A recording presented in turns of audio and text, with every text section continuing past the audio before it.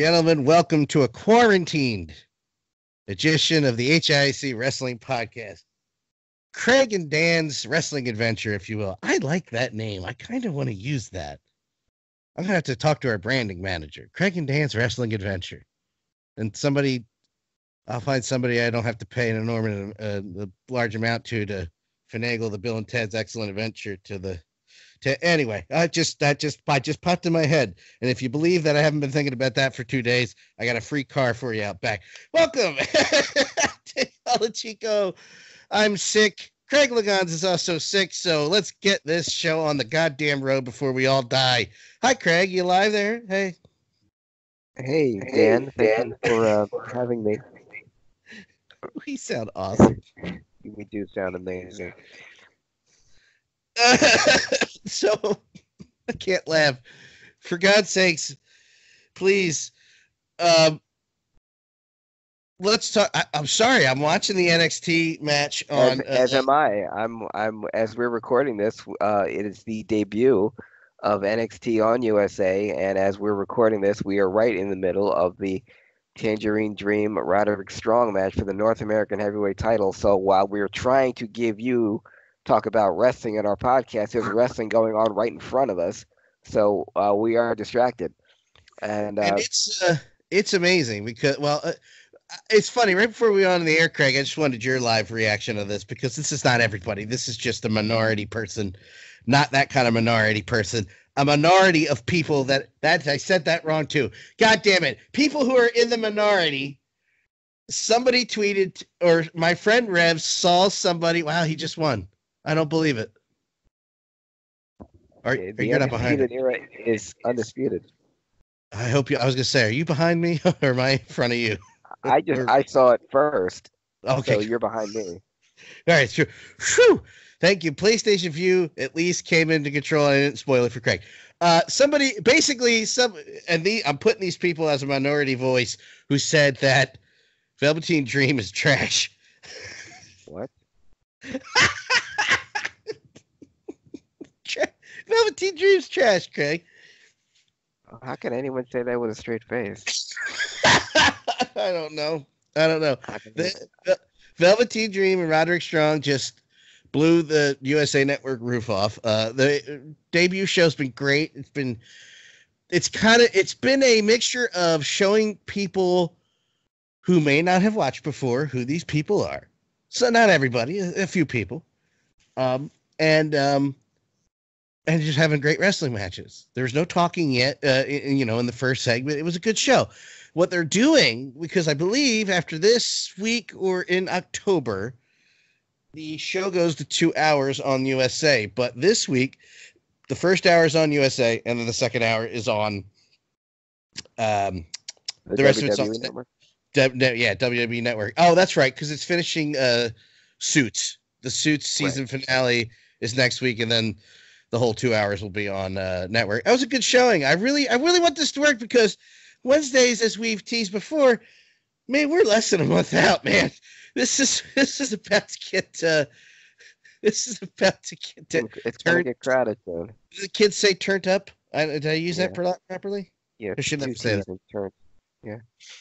But it's going to get crowded in the wrestling television landscape soon. So NXT has always been the best product that the WWE puts out. They have the best storylines. They don't spend. If you're a novice, if you don't watch NXT every week, you should, and you just want to see some good, you should. But if you don't, and you just turn on NXT, and you get a synopsis in 30 seconds about the two people you're going to watch wrestle. And it's so well produced, it's so well shot that by the time the match starts, you're already invested in these two people you may have never even seen before. And then they go out and, like Dan said, just tear the roof off. Yeah, that main event, like I said, it was just in its final sequences while we were trying to start the show. And I picked a good time to start the show. As soon as I hit record, it was like, huh? No, shut up. Everything. Watch this. Which is how the day's gone. As you can see, we're both out of sync, out of kilter, and completely off topic. So to pull us back on topic, Craig, wrestling historian. I'll try to think of something else to close the show out with. Okay, Dan, it's been a very eventful week this week in professional wrestling history. As we go back on the way back machine, back when territories ruled the world of professional wrestling, and back when professional wrestling was not called sports entertainment. We're going back to September 12th, 1982. I remember reading about this in Pro Wrestling Illustrated, and I was stunned. Sergeant Slaughter and Don Coronel once again became the NWA Tag Team Champions by defeating Giant Baba and Antonio Inoki in the finals of a tournament in Japan. Except it never happened. Uh, only the NWA Tag Team Champions at the time were Ole Anderson and Stan Hansen. Uh, Ole had was the beginning of his dispute with Georgia Championship Wrestling was the beginning, and Stan Hansen obviously had a lucrative offer in Japan, so they left the NWA and left the NWA Tag Team Championship. And Giant Baba and Antonio Inoki, two Japanese legends, were not even a tag team.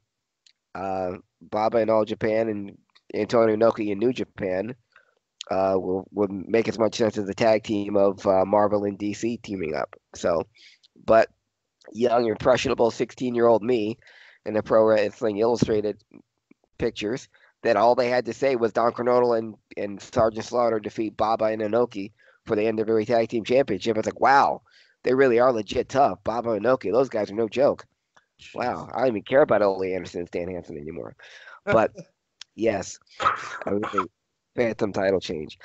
On that same day, September 12th, 1989, Clash of Champions 8.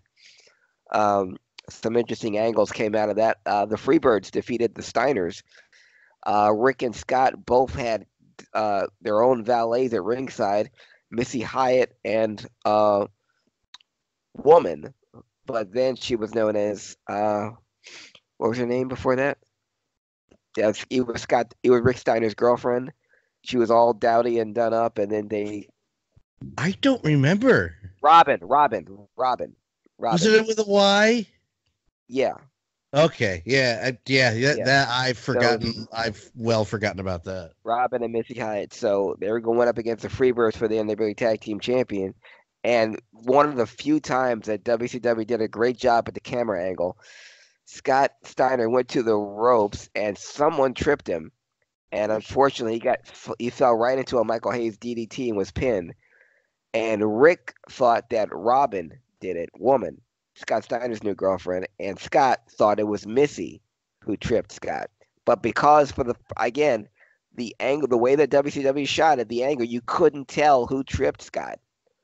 Only the fans there could say, but they were completely split because Rick Steiner was pointing at Robin and Scott Steiner was pointing at Missy. But that would begin the angle, and that would eventually turn Robin something, into Woman. But Robin starting Harris, the guy who wrote Bebe's Kids. yes, but before that, before the operation, he was He was Woman. or the now dearly departed Nancy I Sullivan. love you, Craig, so much. That's so funny. But the Woman angle started there. And the main event that night was Ric Flair and Sting versus the Great Muta and Dick Slater, taking the place of Terry Funk, who legitimately had a staph infection in his arm and couldn't wrestle. But he did have an impact because it was that main event match after the match that Flair and Sting won by disqualification. That Terry Funk came out and put a plastic bag over Ric Flair's head. Yeah, and it was seen as an attempted murder, and it was an attempt to distance themselves from the WWF at the time, more adult storylines. I still don't know how a professional athlete can't rip a plastic bag off his head, but Yeah. it made for good TV. Exactly 10 years later at WCW Fall Brawl, and you're going to notice a trend here in this week's edition of Wrestling Historian Dan. 1999's Fall Brawl, September 12th, Harlem Heat defeated the Wyndham brothers, Barry and Kendall, to become the WCW Tag Team Champions for a record-breaking 9th time. Oh.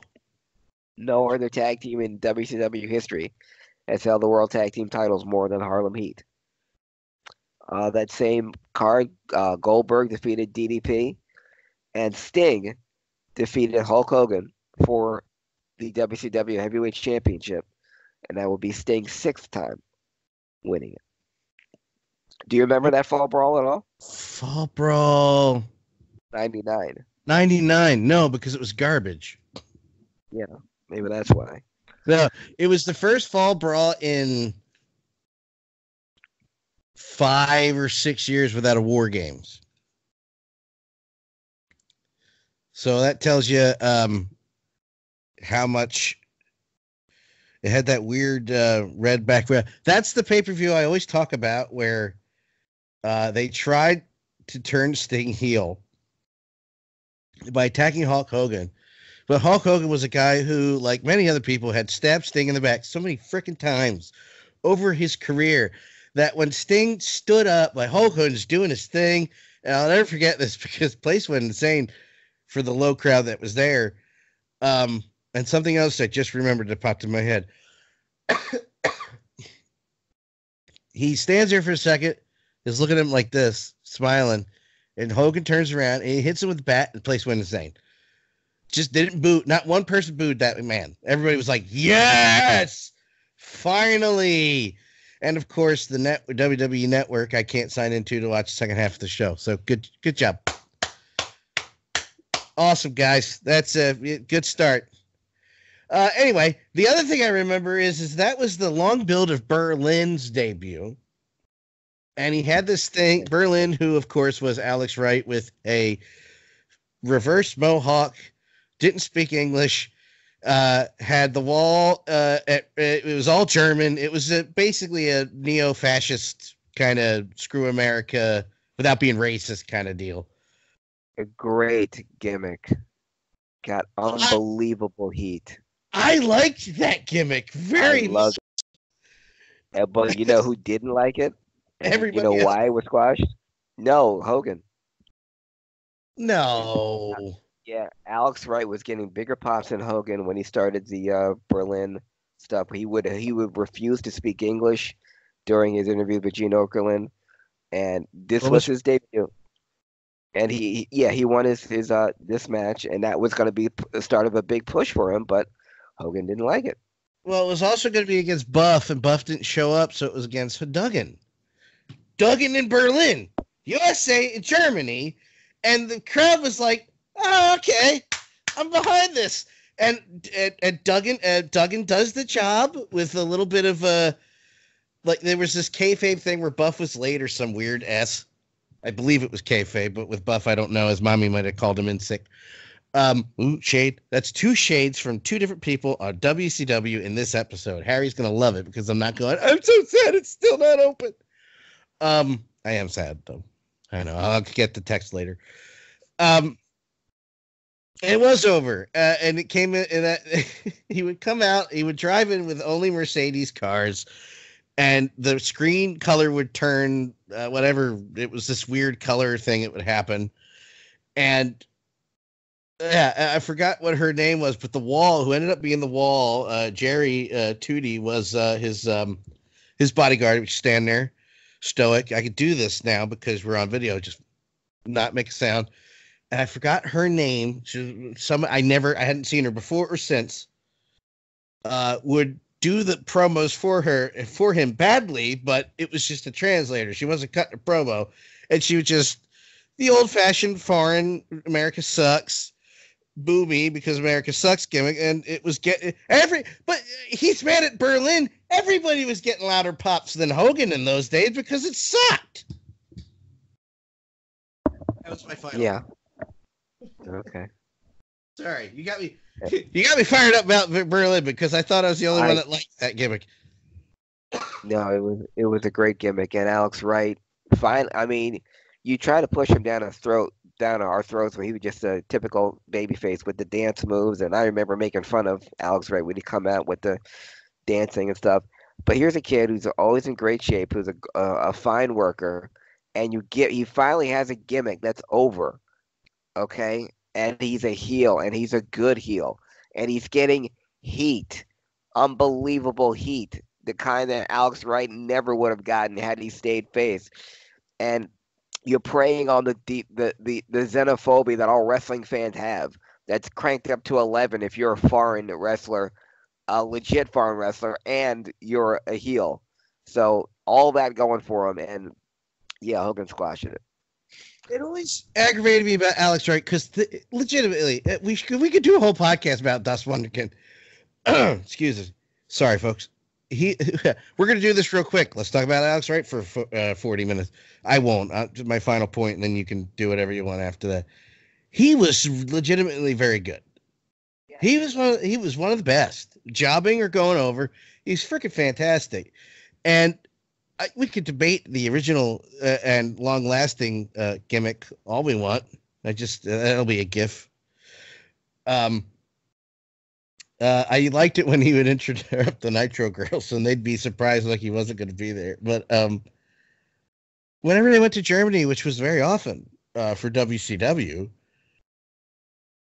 it was huge. I don't understand the Alex Wright thing. I don't understand.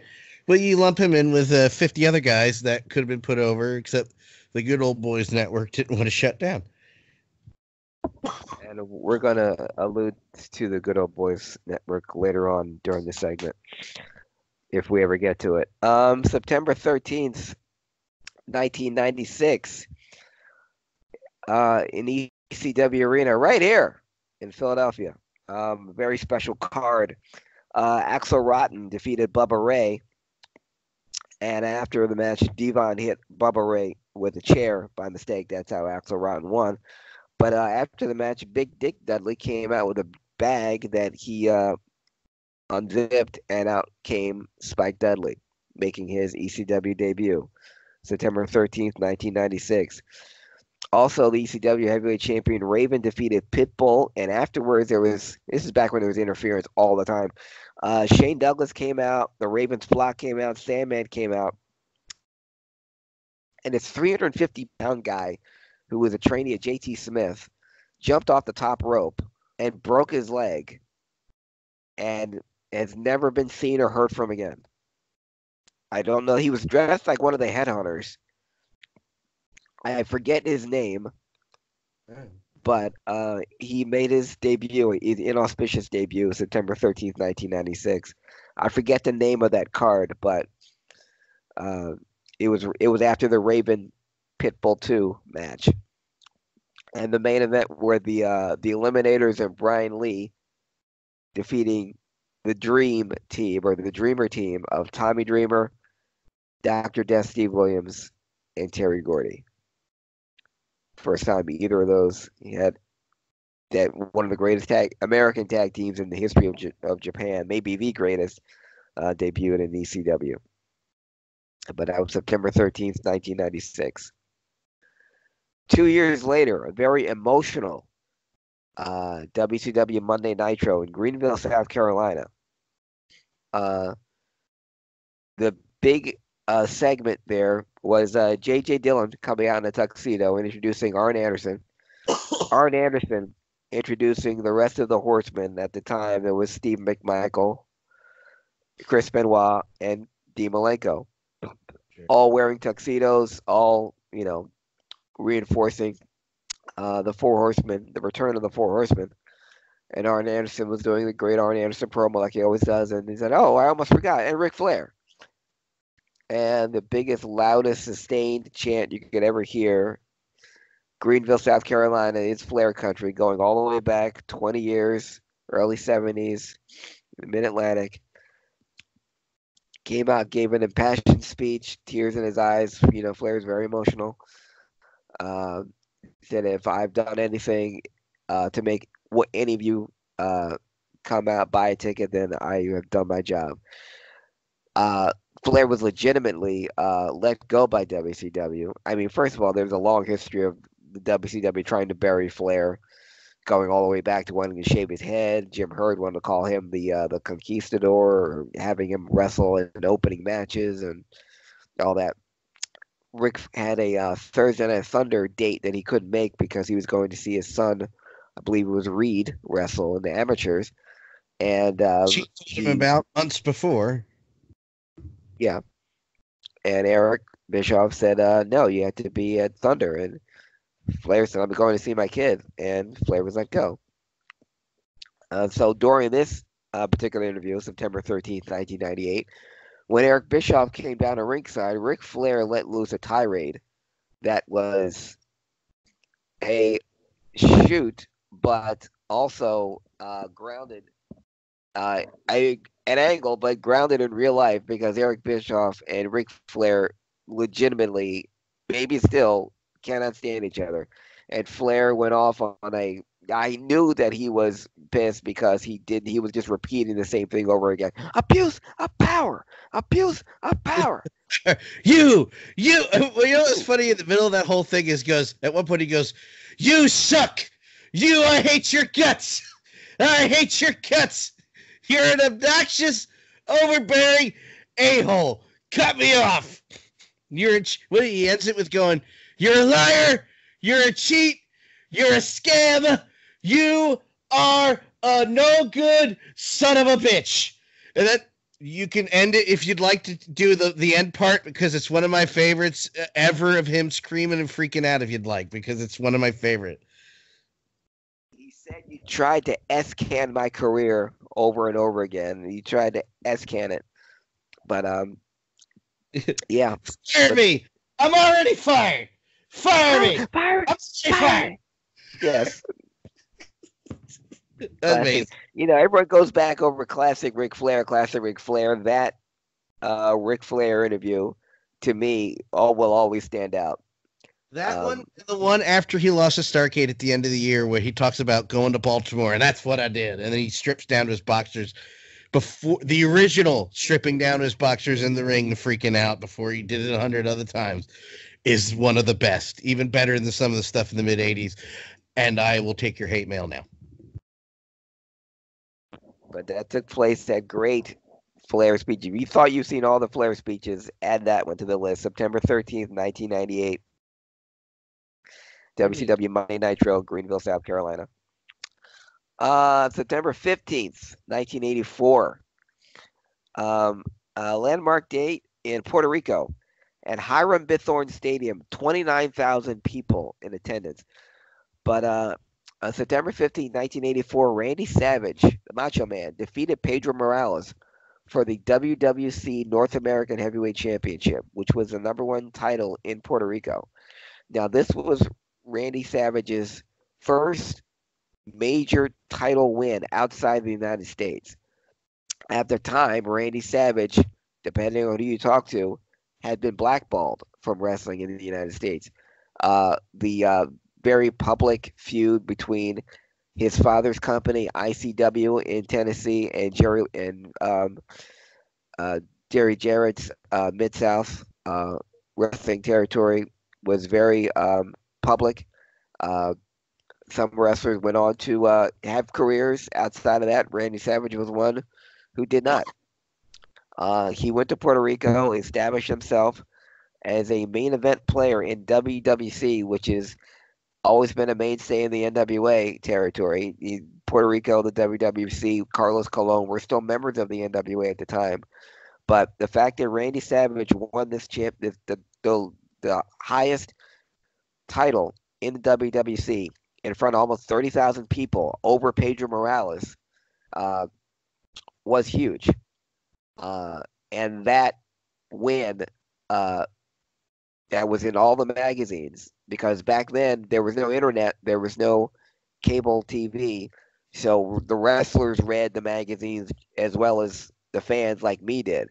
So when Randy Savage won this championship, it put him on the map in wrestling circles because the WWC was no joke. And that set the stage for Randy Savage, because that same year he would debut in Memphis thanks to help from Jerry Lawler and Jimmy Hart. And he would get over in Memphis and later on, 6 months later, in the WWF. And the rest, as they say, is history. But it started September 15th, 1984 by his North American Heavyweight Championship win over Pedro Morales. that same day, September 15th, 1996, at WCW Fall Brawl War Games. You see a trend there, Dan? And this particular War Games, it was the main event was Hulk Hogan, the NWO, Hogan, Hall, Nash, and the NWO Sting. Defeated Lex Luger, Ric Flair, Arn Anderson, and the WCW Sting. The WCW Sting, though, his teammates thought that he was the NWO Sting. So when the WCW Sting came in the ring, he laid out the entire NWO and left his partners high and dry. They would go on to be defeated, obviously outnumbered 4-3. Luger, Flair, and Arn would lose to the NWO. Sting will come out the next night and explain himself, but that, Daniel, was the beginning of the Sting you know and love. Isn't that the that's the you could stick it? Yeah. Yeah, and he's in red and white, and wait, it's not the same night, is it? Yeah. Wait, I might be mixing up my stuff, Craig. You lowered your microphone, so I couldn't hear you. And the next night on next night on Nitro. Forgive me, please. That's cool. I was confusing the nights and I screwed you up. That's my fault. Go ahead, dude. The next night on Nitro was when he came out in the all-white paint for the first time. And he said the sure thing about the Stinger is nothing's for sure. That right there is your cheap imitation. You get what you pay for, don't you? The real Sting may or may not be in your price range. Blah blah blah blah blah. I'm the Sting mark here. I will never forget that Fall Brawl, Team NWO versus Team WCW. The noise that the arena and that my group of about 10 of us were watching over at Mikey's house across the street from my house. The noise that was made when what's going to happen. Now, I knew, most people knew it wasn't really Sting because we know what Sting looks like. And the other Sting was about 40 pounds heavier. And I don't mean as an insult. He was just a heavier guy. And when he came out that Tritz ramp, the neighborhood thought we blew the house up. And that sound is like the sound that Stone Cold made when he came back in MSG is a sound you just don't hear anymore. I agree. And it started September 15th, 1996, the beginning of the Crow, the Sting. September 16th, 1972, Missouri, St. Louis, Missouri, Harley Race, the now late great Harley Race, would defeat the Korean giant Pak Song in the finals of the tournament to become the very first Missouri State Heavyweight Champion. Wow. Mr. Race would go on to win this title 7 times, and it's been documented on this very podcast over and over again. The Missouri State Championship was the NWA's version of the Intercontinental title. If you held the Missouri State Championship in the NWA's eyes, that you could become a future world champion. And the amount of men who have held the Missouri State title, who would later go on to be world champions, is vast. Harley Race, obviously, Terry Funk, Dory Funk Jr., Bob Backlund, Jack Briscoe, David Von Erich, Ric Flair, Ted DiBiase, and Ken Patera, and you were Dick Slater. If you were a Missouri State champion, you were on a short list. David Von Erich also held it, if I failed to mention him. But Harley Race was the first person to hold it, and fittingly the last person to hold the Missouri State Championship. He was Missouri State champion when he won the NWA title for the last time when he defeated Ric Flair in June of 1983. And he was the first man, and he would be the last man to hold it. But the first time was September 16th, 1972. September 16th, 1995, in the ECW arena right here in Philadelphia, in ECW Gangsta's Paradise, two wrestlers made their debuts at the same time, and these two wrestlers would redefine professional wrestling in the United States and would usher in an era that we're still seeing today. Little did I know when I saw these two guys wrestle for the first time that they would instantly become not only my favorite wrestlers, but uh, they would popularize my favorite style of wrestling. I knew I was onto something because when I moved in with my girlfriend at the time, the love of my life, who she had to accept me as a wrestling fan, and she grew up in the 70s, and she, all that, she wasn't a fan of the Hogan and the ice cream bars and stuff, but she started watching ECW and watched these two guys and other people like these two guys, and she became a fan, a rabid fan to this day, making their debuts in ECW, making their East Coast United States debut at ECW Gangsters Paradise, Juventud Guerrera and Rey Mysterio.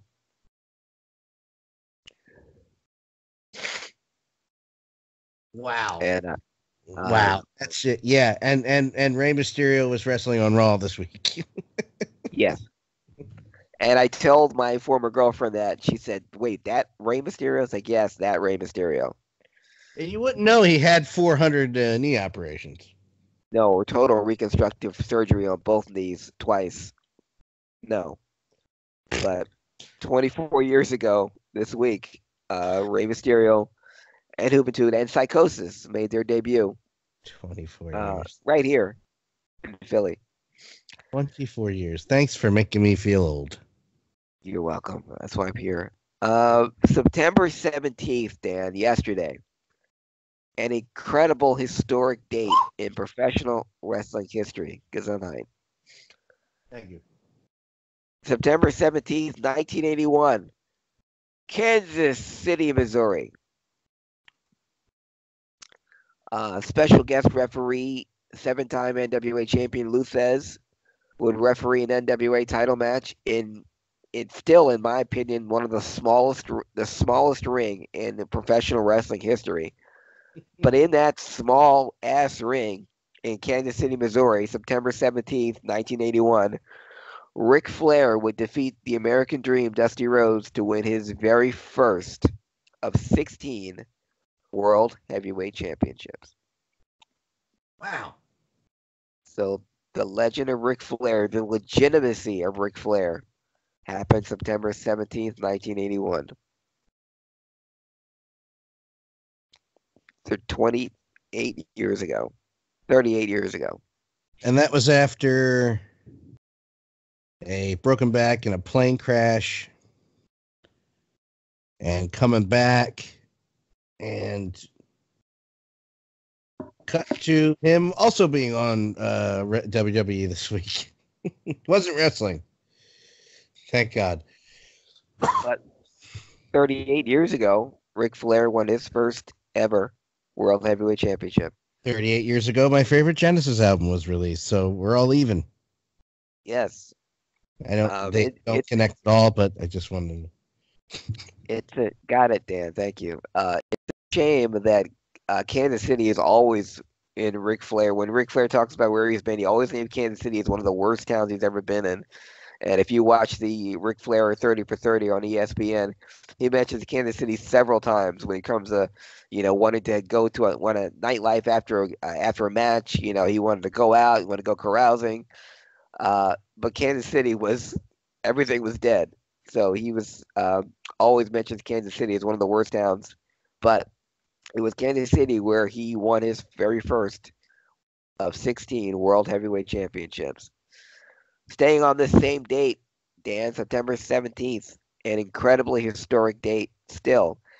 September 17th, 1986, at a WWF TV taping in Salisbury, Maryland, for the WWF Wrestling Challenge, the powers that be decided to pair up announcers Bobby Heenan and Gorilla Monsoon for the first time. I'm not gonna say a word. That's not gonna say a word. And they will remain inseparable. They will remain to this day, maybe the best color commentary team in wrestling history. But they were first paired up together September 17th, 1986, at a WWF TV taping for Wrestling Challenge. We've talked about it 100 times, so I will not talk about it for another 20 minutes, but I will just wanted to add, as far as commentary teams, there is only a close second, one close second, and it's King and JR in the middle of the Monday Night Wars on Raw. Everybody else is very distant, third and below. That's the end of the discussion. I agree. And I can't even say that a list because those are two completely different styles, King and Jerry and Gorilla and Bobby. King and Jerry actually were calling a match. Gorilla and Bobby, I just saw them as a team, as like not even as a comedy team, but a wrestling team. They could be funny, they could be serious. Gorilla with the hyperbole, people literally hanging off the rafters, and a fountain of misinformation.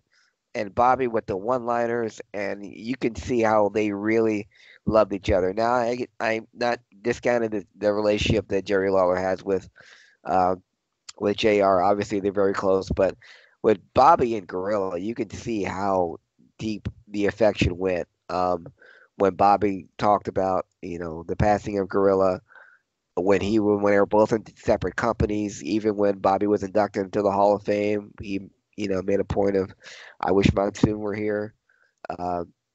That's why I set them above everyone else, because there was a deep affection and love, and it's like they just got each other. But they were put together. I don't know whose decision it was. They deserve to be in the Hall of Fame. But Bobby and Gorilla were put together for the first time September 17th, 1986, at a TV taping for Wrestling Challenge.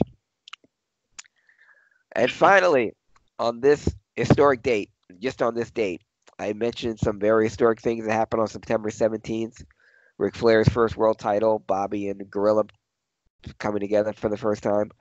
But on this date, September 17th, a true American was born. Some would call him a patriot. Some would call him a game changer. He may be the greatest manager of all time. He may be the greatest wrestling personality of all time. He manages, to me, the greatest tag team of all time. But happy belated 58th birthday to the one, thank God, the only, James E. Jim Cornette. Oh, Jim, Mr. Cornette. I was just listening to his, I was catching up on his podcast. I was listening to the Bash 86, and what a huge cluster F that kind of was, as far as it's wise. My God, I know you had mentioned it before. I forgot and remembered you mentioning it when he said that they were at the almost cursed Veterans Stadium, not the Civic Center. They were at the Vet in 86. They still got 11,000 at the Vet, which is pretty good for a house show during the Great American Bash Tour, but still, holy Jesus. And Bash 86 is also, when you see footage of Flair coming out on the Channel 9 helicopter, that's, I believe it's Charlotte. I could be wrong. I could be incorrect. You can check me on that one day. But that's that famous footage from Bash 86. It wasn't a pay-per-view, folks.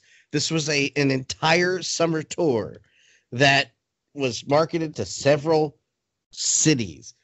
And my favorite part was, excuse me, even if you don't like Jim Cornette, go to the Bash 86 podcast, which was 2 weeks, and listen how they went to, they go to San Antonio and make pissant money, leave, and about a month later go back and still make less. It's like, who planned this crap? It makes me laugh. I'm like, wow, it was successful, but not successful. It's weird. And that those companies were on fire at that point. You're at the WrestleMania you're at the rise of WrestleMania. You're on the home stretch that is Starrcade. I mean, you're and then WCW Jim Hurt. Anyway, We all know how that turned out. But go ahead, Craig. You need to close the segment out so we go back to Technicolor. Yes, and happy birthday, Jim Cornette. And today in wrestling history, September 18th, right here in Philly, at ECW Eastern Championship Wrestling Ultra Clash. This was the first event ever booked by Paul Heyman Oh, in wow. ECW. It featured the debut of Public Enemy. Also, Terry Funk and Stan Hansen defeated Kevin Sullivan and Abdullah the Butcher. Eddie Gilbert came out afterwards and gave a speech that wasn't planned of him saying goodbye. Wow. And the Headhunters took on Miguel Perez Jr. and Crash the Terminator, who we know now as oh God, the trainer Hugh Morris. Oh, I didn't know that. But it was supposed to be a barbed wire match, Dan, but no one could locate any barbed wire in the Philadelphia, South Philly area. So the barbed wire match that was advertised turned into a baseball bat match. Nobody in the area had barbed wire, huh? Or if they did, they weren't giving them to ECW Okay. or Eastern Championship Wrestling. But this was the first event booked by Paul Heyman after Eddie Gilbert surrendered, quit, fired, or what have you, and turned the reins over to Paul Heyman. But Wow. Ultra Clash 1993 took place 26 years ago today. 25 years ago today was, get this, a WCW Fall Brawl What? in Roanoke, Virginia. Some very auspicious debuts and auspicious goodbyes. Kevin Sullivan defeated Cactus Jack in a lose and leave town match, and this would be Cactus Jack's final WCW match ever. Ooh. His end of his career in WCW. Ricky Steamboat, who his last match with Steve Austin, I think I talked about on this podcast, fell off the second turnbuckle and just landed on his butt, and that little inning bump ruined his career. He could no longer wrestle. Oh, that did it? That did it. What? And the way Ricky Steamboat talked about it, he was just as incredulous as anyone else when that happened. He was setting up Steve Austin for a superplex, and Steve pushed him off, and Ricky just landed on his butt. But the way he landed messed everything up in his back. So on this at the Fall Brawl 25 years ago today, Ricky Steamboat had to relinquish his United States Heavyweight Championship to stunning Steve Austin. Steve Austin always credited Ricky Steamboat, just like Ric Flair did, just like Randy Savage did, as the best wrestler he's ever been in the ring with. And their matches were absolutely amazing.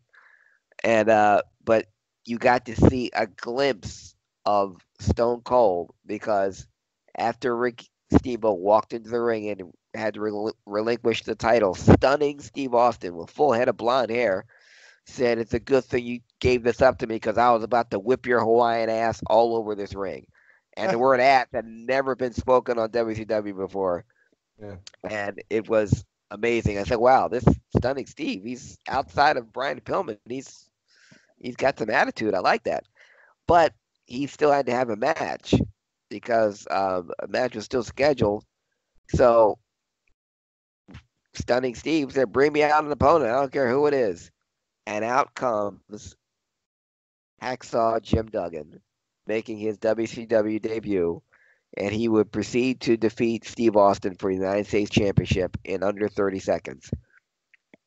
And what you alluded to earlier in this segment, Dan, of Hulk Hogan's friends, the changing of the guard, this was another clearest example of all of Hogan's friends coming in, grabbing all the spotlight, and all the WCW guys being shoved to the side. So you have Hacksaw Duggan, who couldn't carry Steve Austin's jock on his best day. I'm talking Mid-South Hacksaw Duggan, when he was selling out the Superdome. But he beat Steve Austin in 30 seconds for the United States Championship. Handwriting was on the wall. Steve Austin would not last in WCW too long after that. One stop at ECW later, 3 matches later, he's in the WWF, and just like with Randy Savage, the rest is history. But Ironically, I was talking to my physical therapist about because he was talking about Steve Austin, and not nothing. He just watched it at a different time. I was like, you need to go back and look for stunning Steve Austin stuff because all you know is, I mean, this is an insulting way. So all you saw was the stuff after his neck got hurt, and 75% of his offense had to change. I said, not enough people talk about how good, stunning Steve Austin was. We talk about the character. We can debate if it was him or the Bookers till the cows come home. Him as a worker was insane. And there are matches to prove it. And to see that evolve into what he did, I'm literally in the middle. He debuted as the ringmaster. I'm in May 96. He debuted as the ringmaster. The next week they were mentioning how the guy is stone cold and they dropped the ringmaster, and the slow rise is starting to begin. It's amazing to see his work just on a job match on Raw. It's just a different guy physically because of his neck. And if you want to see the genesis of Stone Cold Steve Austin, watch any of his ECW interviews. He only wrestled twice in ECW, but he did a ton of interviews where Paul just said, just say whatever's on your mind, man. Just say it. And when he was pretending to be Hulk Hogan, and even when he lost to Mikey Whipwreck, he said, I come in here and I drop the damn ball. And he didn't win a single match in ECW, but the Stone Cold persona started in ECW. But the stunning Steve Austin from WCW, his matches with Ricky Steamboat, even his WCW TV title match with Barry Windham, with 30 minutes. Absolutely amazing. Two amazing guys. What I love about that, the one, and then I will stop on Steve Austin. See, the problem is we both don't feel good, but I like talking about this stuff. That's why we do the segment. I like talking to you, Craig. Apparently, that's what people like. They don't like me hear me talk. They like me talk to you about wrestling stuff and your ties and the cat.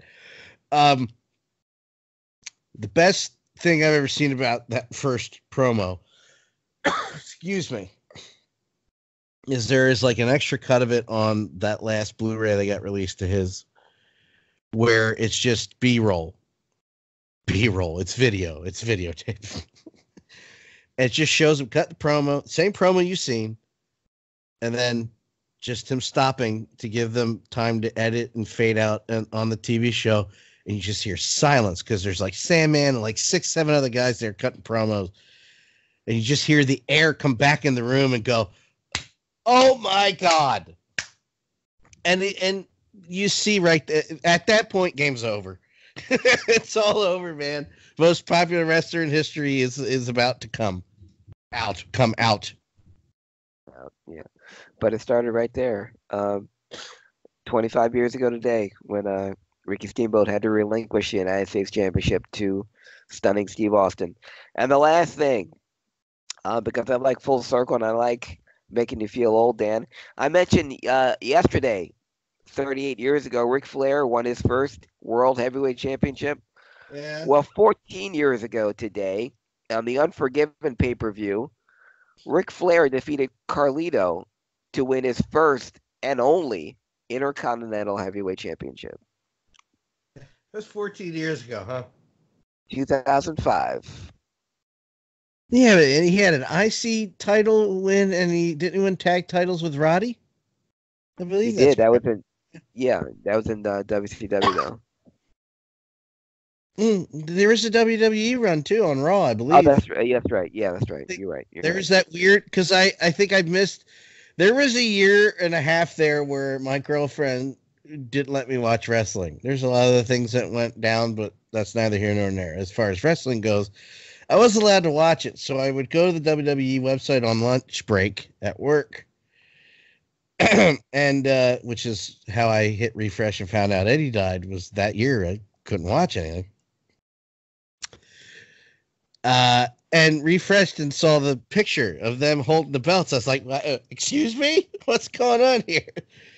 So that was one of the first things I did with the network, other than going back for the Nitro stuff when that got uploaded, is go to the Raws I missed. I mean, I missed a pretty good year.